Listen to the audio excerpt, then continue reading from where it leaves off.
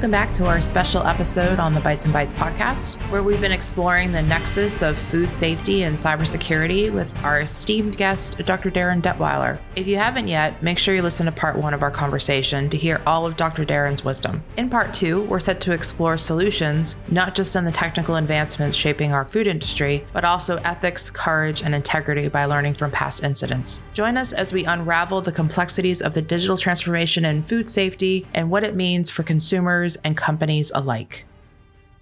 I think that this is why, and I know you and I have spoken about this prior, the cybersecurity is such a vital portion of food safety culture now. It has to be included in conversation. Well, not only in conversation, but so I'm going to kind of roll or pull back the curtain. So in the food industry, we have what's referred to as HACCP, hazard analysis. And, we look at the idea that every opportunity for there to be a failure in food safety has to be evaluated. Some are more critical than others, right? And if you can identify them and then rate them based on likelihood and severity, you can say, okay, well, this right here is much more of a critical point because this is the point where it goes into the freezing, or this is the point where it goes into this, or that kind of a thing, right? And I honestly think that we have to think about technology in the same way. We have to look at data collection and data security in the same way, looking at the likelihood and severity of certain things. Now, you were talking about Campbell's, right? And the idea of brand, the taste, and consistency of the taste. But what some people might not think about is that let's talk about just any one ingredient. Like, let's look at I don't know why I just thought about this, but like beef and barley. Yeah. So that barley comes in as a seed. And those seeds, they have to be inspected. They have to be, run through a metal detector, make sure it's free. They go through various tests, but they also go through a bit of a washing. And in many cases, it's not just a wash. What they'll do is put it into a container that keeps it in water. I don't know, I'm making up time here, but let's say somewhere between 15 and 45 minutes so that it starts to kind of soak out of its seed. That water is tested, treated, and it's very much this specific ratio of essentially bleach and vinegar added to the water for that process to make sure that it is good. Now, mind you, we're talking, like half all bleach to 5 gallons of water kind of ratio. Whatever. I mean, you're really pulling out the curtain. I'm sure people just eked.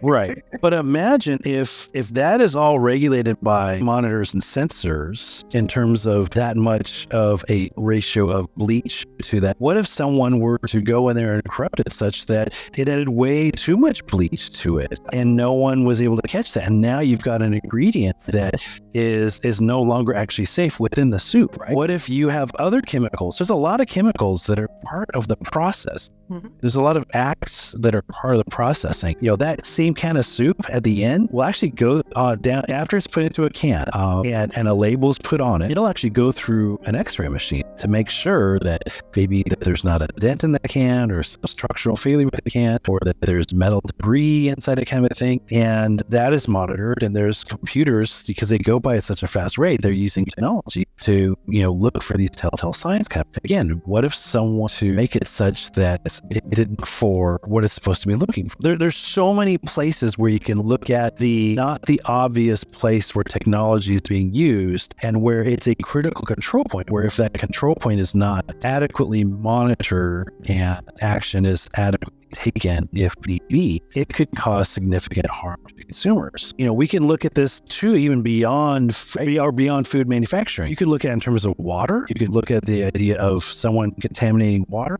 You could look at it in terms of time and temperature and pressure in some cases, and humidity control of food that's distributed today. There's technology that's being used to make sure that if food is put into a refrigerated truck, it goes from here to there, that it never gets below a certain temperature or above a certain temperature. And that's all checked with technology and sensors, and it's collected. And in most cases, it's like artificial intelligence that's in play that is sending certain alarms and sensors that go into all that. And all this kind of comes together in terms of the bigger picture of, if we want to have products that go farther into, other states and things like that, then we need to be able to control them, and we need to be able to understand that protecting food has to be taken. Those steps have to be taken the entire journey. And today, we are looking at how can technology basically allow us to do that faster, cheaper, and more effective. And when it doesn't do that, we're essentially playing on the assumptions and beliefs. I think in some ways, the thing that scares me about this the most, there's plenty of things that scare me with this. Attack vectors are attack vectors, but it's the fact that we're not training our staff up around it, where it's being shoved in and people are just expected to sort of deal with it. You have people that have tribal knowledge that have been in a company for 30 years that have stood in the same line forever, and they're not being trained properly on the tech that's being surrounding them, or they don't understand the importance or what could go wrong with it because it's just supposed to be the silver bullet and the thing that's going to make everything go great and work wonderfully, and production's going to fly out of here faster than it ever has before, and it's amazing, and the food's going to stretch further across the world, and all these beautiful things that we hope it does and should do. But there's so many steps in between, as you've said, Darin, that just false. We could just bomb out at one end or the other and not even know. And then you've got a whole other problem where your sandwich that was pre-made the day before wasn't refrigerated properly, as I believe you ran into at an airport recently. So why would you want to buy that sandwich? Because sure, it was made perfectly and then it's not being stored perfectly at the end. Yeah, it has nothing to do with the maker or even the distributor. It has to do with the inability. I mean, literally, the analog thermometer was in the red and the digital, it read a temperature that was in the danger zone.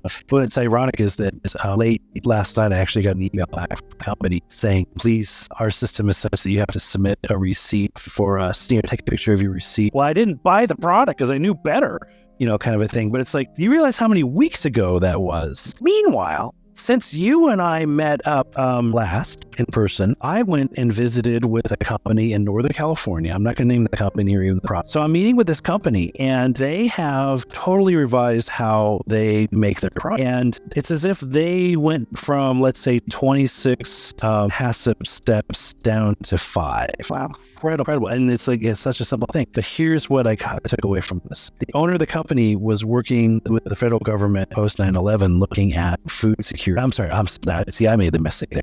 The owner of the company back 20 years ago or so was working with the federal government in terms of food defense, looking at, so the World Health Organization came out right after 9/11 and said, look, yes, nuclear, biological, chemical warfare is out there, but attacking a developing nation through it is far more easily, cheaper, and effective way of causing political and economic disruption that can paralyze a small nation. And so the U.S. government was looking at this in terms of our food distribution. And you start looking at these patterns. They went in and they were collecting data literally from farm to fork in terms of where and how long. How long would it take they looked at like 25 signature different types of foods, like some were manufactured and some were raw. And, they looked at a multi-state nationwide distribution. They looked at how long it would take to get from, let's say, from the farm to the store to the consumer, how long would it take for a consumer if they got sick to be hospitalized, and how long would it take for tests to come back, and then if enough tests were taken and if they were reported, then you have central, nationwide database collecting information. How long would it take for the CDC to say,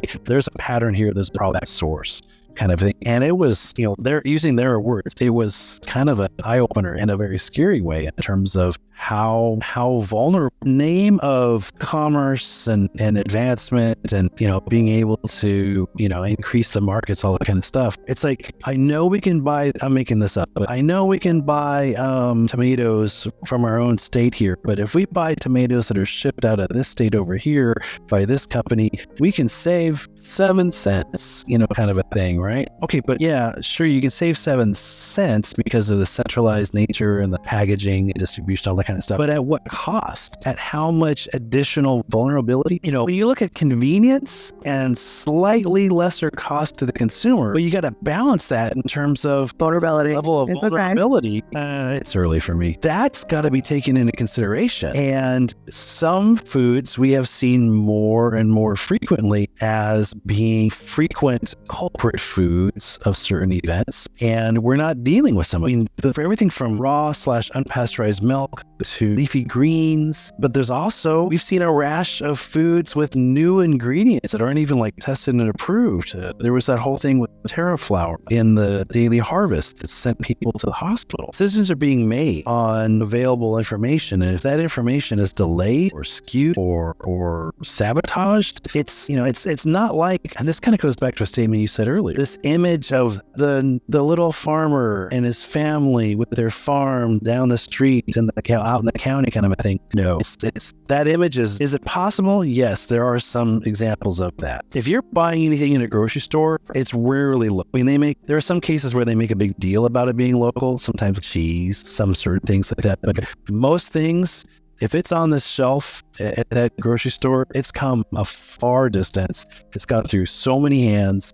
And just as much as that distance increases the food safety vulnerability, that food journey, the more complicated and distanced it is, impacts data security, cybersecurity of that information. And data integrity. And data integrity, yeah, because you look at the idea of, are you sure that all the data was collected properly, that it was the right data collected, that it was collected, and there's no errors, right? Have things like some things are in one unit, some things are in another unit, or some things were rounded up, some things weren't, whatever, right? Then you have data storage, you have data security, data access, all these different things that play a role where there's these critical hazard points of someone being able to affect its integrity. And again, sometimes it could be unintentional, like I said, but it's these intentional acts that it goes back to what the person was saying in terms of there could be an intentional adulteration, an intentional cyber hack that it takes place, and it takes a very long time for enough information coming out for someone to go, oh, we have an issue, let's start investigating it. And the investigation finds out what it is, and now they've got to resolve this issue.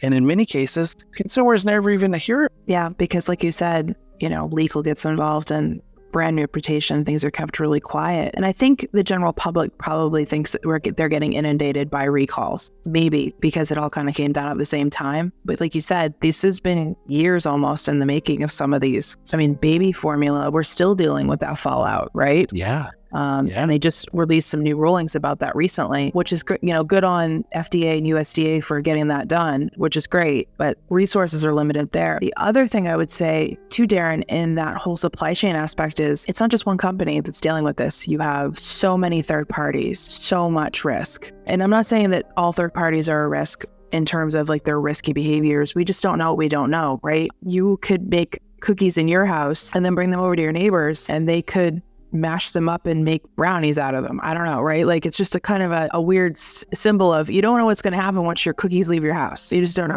Right. But there's also, did you ever hear of the Peanut Corporation of America event? I personally did, but I'm sure our listeners would love to hear about it. So this is a landmark case in two aspects. One is that ultimately the CEO went to federal prison for 28 years. His brother, who was working with them for 20 years, and a bunch of plant managers and QA managers went to prison for like 3, 5, 6 years. The other thing that was kind of landmark about it is this is recorded as one of the most expensive recalls in U.S. history because over 3,900 different types of products, not 3,900 products, not 3,900 companies, if you have 3,900 different types of products, because most people don't realize that peanut dust, and this is what it came down to, peanut dust, like almost like sawdust, peanut powder, peanut dust is used in cake mixes and things that you don't even see that there's nuts. Like, if you have like one of those ice creams that has nuts on it, okay, there's nuts, right? But there's a lot of things that don't, you don't think of them as having nuts, but technically there's nuts in there, right? And in this case, the reason I bring this up is because the QA manager ended up going to prison for 5 years for her act. She was called the queen of liquid paper. Essentially, if they couldn't get test results back good enough to ship off to whoever, Duncan Hines or whatever cake mix or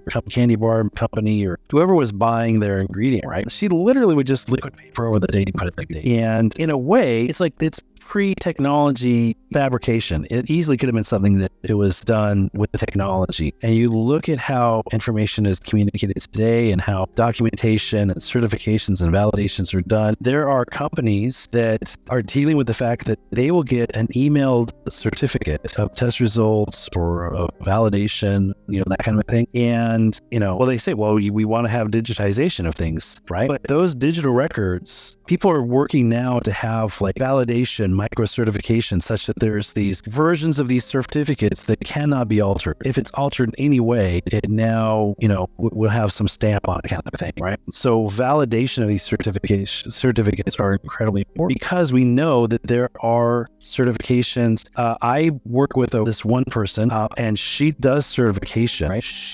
I kid you not, she gets regular emails from people saying, if I just send you this money, would you send me a certificate? Ew. And she's like, no, because the process is I have to go to your plant, I have to do this, I have to do these tests. These tests have to go off to, an independent analysis company, blah, blah, blah, blah, blah, blah. This is the process you have to go through this. This is why it costs this much. And she goes, it's one thing to get that, once. It's another thing that she gets it on a regular basis. All these companies that think that they could just buy a certificate. And, no one's ever going to look. So it doesn't really matter. It's stupid that we have to go through this process. I just need to make sure that I can satisfy the auditor and have these stupid papers around if the FDA comes or if the USDA comes to verify this thing. There are people out there in this world that think that is all they have to do. That's the way of doing business. They shouldn't be working in the food industry. They should not be in the food industry. You really shouldn't. You really shouldn't. But that's gross. Unfortunately, it is these bad actors, if you will, that will undermine the incredible intentions and efforts and successes of so many people out there that go out of their way to do things the right way. And that has to always include security, even for the things that the average consumer will never see. Thank you for staying with us on this insightful journey through the entwining worlds of food safety and cybersecurity. I hope the discussion has sparked your interest and expanded your understanding of these critical issues. Stay tuned as we continue our conversation with Dr. Detwiler, exploring innovative solutions and the future of food safety in the digital age.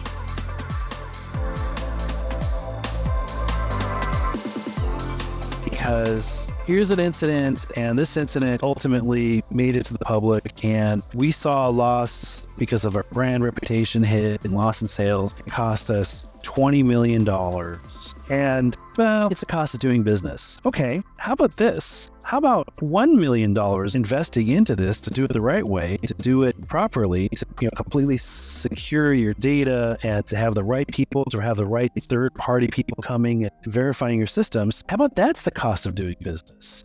That's where a lot of people kind of lose, this mindset. It's like, I keep using this analogy of, if I was to try to sell you this magic whistle that kept polar bears away and you can't hear it, right? It's like there are finance teams that I can't quantify that. I'm not seeing any polar bears, so I can't quantify that, right? So we'll wait until we have a cybersecurity hit, right? Attack. Okay, so you're going to wait until you have 7 polar bears attacking at you and gnawing on your arms or whatever. And, it's a little too late for that scenario, for that person there being attacked. At least your finance department will be able to quantify, count, and put it on a spreadsheet the number of polar bears were there. We can justify the cost of business of dealing with the economic ramifications of that. I know that sounds crazy, but it's almost as if that's how people are talking in terms of cybersecurity, not just within the food industry, but in most industries. And it's like, we'll deal with it when it happens. Okay, that's not cost of doing business. That's cost of burying your head in the sand and hoping that you will be able to economically recover at the expense of those consumers that,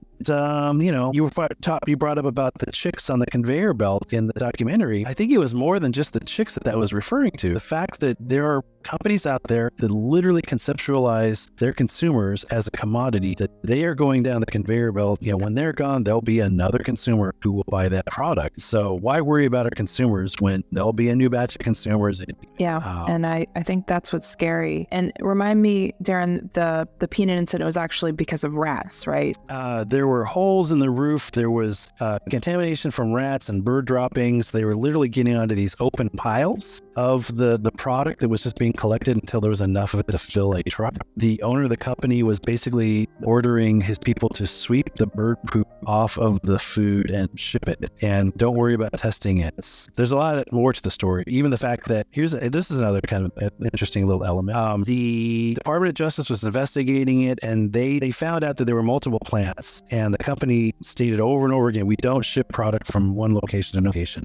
Well, they lied. There was another location that the government didn't know about. This is the most ironic. That's right, Plainview, Texas. There's a city in Texas called Plainview, Texas, and no one knew that the plant was located in Plainview, Texas. And when they looked at it even deeper, they found that there were over 300 food manufacturing companies in the state of Texas that were not registered with the state of Texas. So not only was the federal government not aware of there being these operations in Texas, even the state of Texas had no operations for taking place. And they weren't doing inspections. They were not, looking into this at all. And these places were just doing their kind of business. And you can look at that and go, wow, that was an important lesson to learn from this whole thing with the peanuts. Right? Well, when we talk about cottage foods and we talk about, differences between states and where some states allow, food to be manufactured in one kind of a location or another kind of location, we have ghost kitchens, we have consolidated kitchen work, like kitchens where food trucks have a physical building where they can make a lot of their food and then they put in their trucks and then they continue to process it kind of thing. How are those recorded and registered and regulated, from state to state? As we were talking about cybersecurity issues within the food industry, realize that the differences from state to state in terms of how things are classified, how things are regulated, how things follow a model food code from the FDA have a significant impact in terms of what is expected within that. And then you have other issues like how some states are now lowering their minimum age for certain workers in different industries. At the same time that the government, the Department of Labor is, suing and fining many companies. They're finding that there's 14, 15-year-olds that are using hazardous chemicals and equipment in slaughterhouse cleaning after hours. Why is a 14-year-old working at 1 o'clock in the morning using chemicals and equipment in a slaughterhouse kind of a thing? And why is it that these are kids from Guatemala and all these different issues which start to cloud? Okay, well, wait a minute. Who's monitoring this? What data is being collected to make sure this is done? You're collecting information about the cleanser being used, but is anyone collecting information about underage immigrant children are the ones that are being tasked to do this? And if we have a hard enough time getting adults to understand and take actions in terms of food safety, how are we supposed to get a 14-year-old at 1 o'clock in the morning to think about proper data collection and storage, or proper cleanliness, cleaning protocols and SOPs? It just becomes a very complicated landscape in terms of how vulnerable our systems are, and all the reason why we need to make sure that we're not just leaving it up to our IT team, we're not just waiting until it's required of us, that we're looking at adequately assessing our vulnerabilities, bringing in outside people to double up on these assessments of our vulnerabilities, to look at how we can improve our security around preventing data hacks, preventing failures in terms of data security, even, again, data credibility, data integrity, all these issues, right? And we need to consistently and constantly be looking at how we can improve this, because if we don't, it's kind of like when you're in the middle of a crisis, it's not the time to be saying we need to stop everything and rethink everything, right?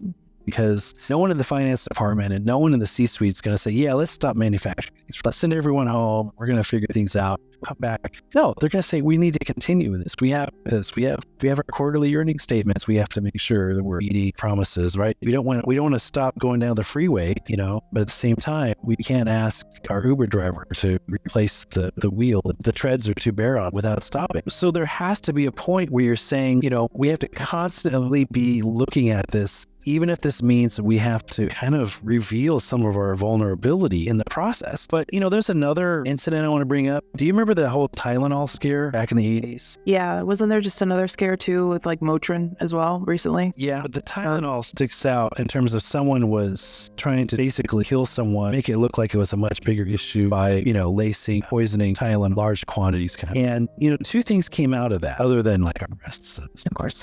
One was that, now we have safety seals, plastic wrap around a box. You open the box, you've got plastic wrap around the bottle. You take the plastic wrap off, you open the bottle, there's still another seal you got to take off, kind of a thing. And if you realize too, if you remember back then, you used to be able to go to the grocery store and just open a thing of yogurt or cottage cheese or whatever, put the lid back on. And even with the ice cream liquor, why is it that some stores you could literally, some places have the plastic around the lid and some places don't? You could literally just open up the container of ice cream. So the ice cream, it was the fault of that person. It was the fault of that person who was opening the lid and exposed that vulnerability. Right. ultimately. It wasn't the fault of the company that didn't see the need to put a seal around it, right? Well, when we go back to the Tylenol issue, not only did that company take ownership of it and flew people out to make sure that things were recalled and things were recovered, and they got in front of it. They said, look, we didn't cause this, but we can do better, right? And we can do this. And now we're going to put all these security seals and all that kind of safety seals and all that kind of stuff. And we're going to, do this, right? Their reputation for how they responded to it, people don't forget that. People never really, if you were aware of the incident, if you were around at the time, you remembered how well that company responded. But again, you have like the flip side with the ice cream where you're just pointing blame and saying it's their fault. We don't have any responsibilities. We saw this with Chipotle. Chipotle is criticized for passing the blame as far as they can. So many other examples of people, they try to place the blame elsewhere instead of taking ownership of we could have done better. And cybersecurity is the same way. If you have a vulnerability and you weren't protecting it, you can't point the blame at the people who took advantage of you and say that it wasn't your fault to have prevented this in the first place. So, that's kind of like a victim mentality. I'm not into that area. No, not at all. I mean, I think that you're bringing up is how do we deal with the shame of it? And this is right down to the bare of the issue is how do we deal with the shame of, oh crap, somebody exploited a vulnerability we didn't even know we had because we didn't do the best that we could, or we did do the best that we could, but couldn't. Yeah. So I think that, and I think you beautifully wrapped that up, Darin, because sometimes we forget there were humans serving humans, right? And I think that is what's really scary.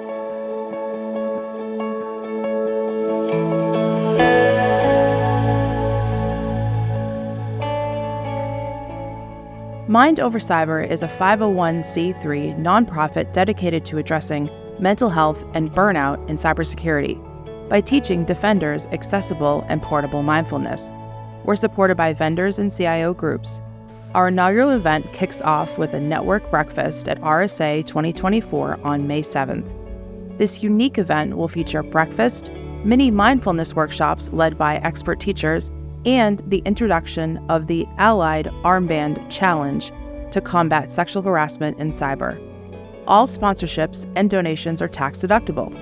Learn more at mindovercyber.org and follow Mind Over Cyber on LinkedIn for updates. Registration opens soon.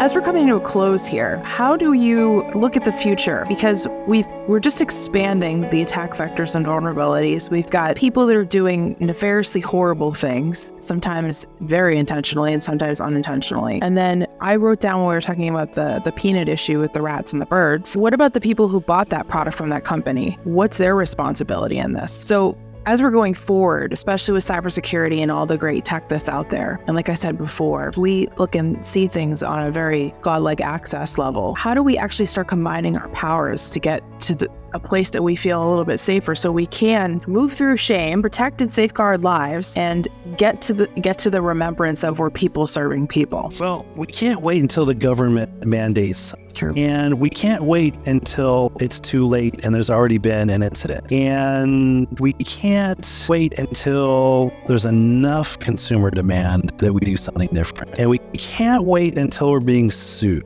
right? So when you look at the idea of, do you wait until there's changes in legislation or litigation, there's political pressure, there's, where do you wait in terms of this, right? Because the longer we wait, it's going to cost, there'll be more liabilities, there'll be more people harmed, and it's going to be harder to find those right options to do. So I think the easier question is stop focusing on the how and focusing on sooner than later is the when. As soon as a company starts talking about this, consulting with this, partnering with this, engaging in conversation, even with their competitors within the bigger sector of commodities or whatever, this is why we have, all the people in the peanut or all the people in the leafy green or all the people in fast food or all the people in convenience stores or whatever need to continue to gather and talk about these things until we are talking about this as a normal part of our business. It's not just about profits. It's not just about cleanliness. It's not just about safety. It's not just about this. It's also about cybersecurity issues. And until we start talking about it,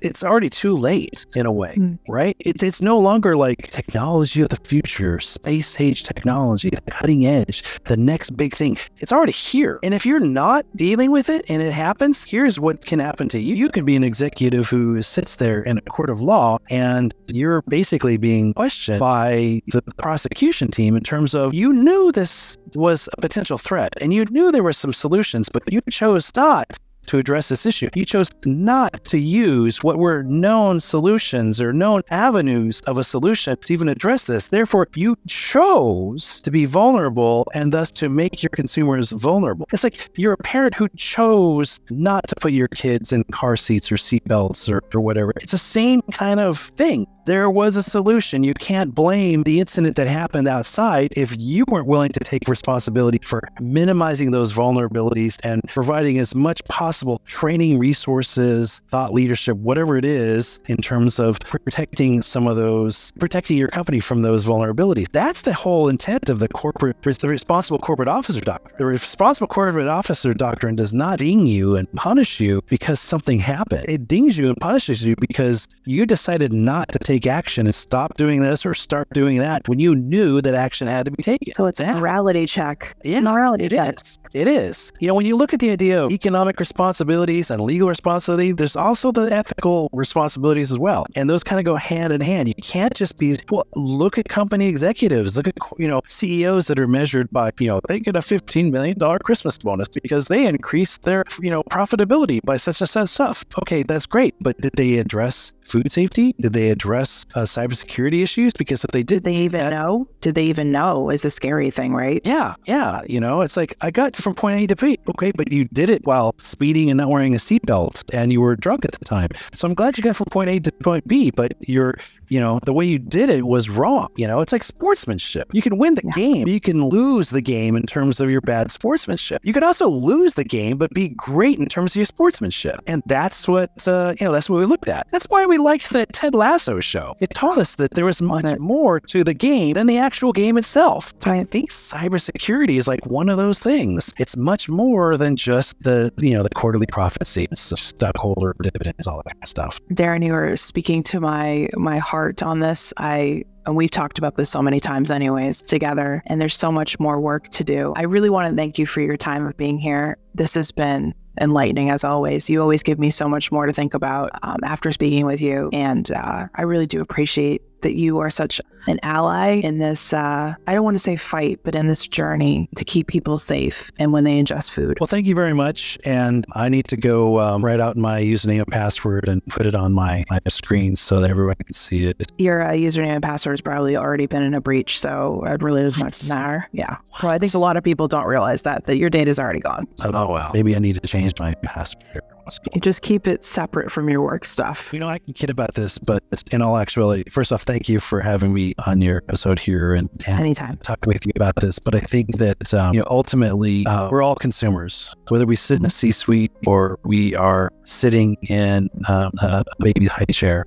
We're all vulnerable. No one wants to live with the chair forever at the family table. No one wants to make this coming holiday gathering either be their last or be memorable for all the reasons. And it's not all about cooking, refrigeration, and preventing cross-contamination and washing hands. It's all about the bigger picture in terms of our vulnerabilities. And unfortunately, we're in a world where cybersecurity is another one of those vulnerabilities. Until we really understand that not only does our bigger picture of Herculean effort around food safety involve a great deal of work and strength, and technology can be definitely a bonus in terms of work and strength. It ultimately comes down to the courage, the very real human emotional element. We have to have the courage to say that we need to prioritize cybersecurity. We need to invest in cybersecurity. We need to consider this. We need to assess it. We need to make sure that even if it makes us seem a little bit open and people know that there are these threats out there or these actions we're taking, that we have the courage to make sure that we're taking these. And I don't know how you hire courage. I don't know of too many job ads where you look at the required qualifications, minimum qualifications, and it says courage on there. I wish they would start doing that, because I think that it's not just the know-how and the understanding. There are people with know-how, particularly understanding. We just don't have the courage to take it to the next level. And I'm hoping the conversations like what we had today will help people recognize and leverage the courage they have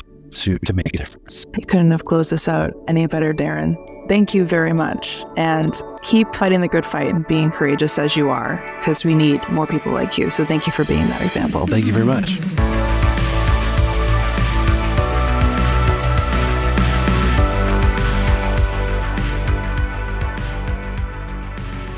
As we wrap up part 2 of our exploration into cybersecurity's impact on food safety, I'd like to extend a heartfelt thank you to you, the listener, for engaging your curiosity, and to Dr. Darin for his invaluable insights. Remember, the conversation doesn't need to end here. Subscribe to Bites Bytes Podcast to stay updated on future episodes that will continue to unravel the critical issues at the intersection of technology and our food supply. I'm your host, Kristen Demoranville. Until next time, stay safe, stay curious, and we'll see you on the next episode.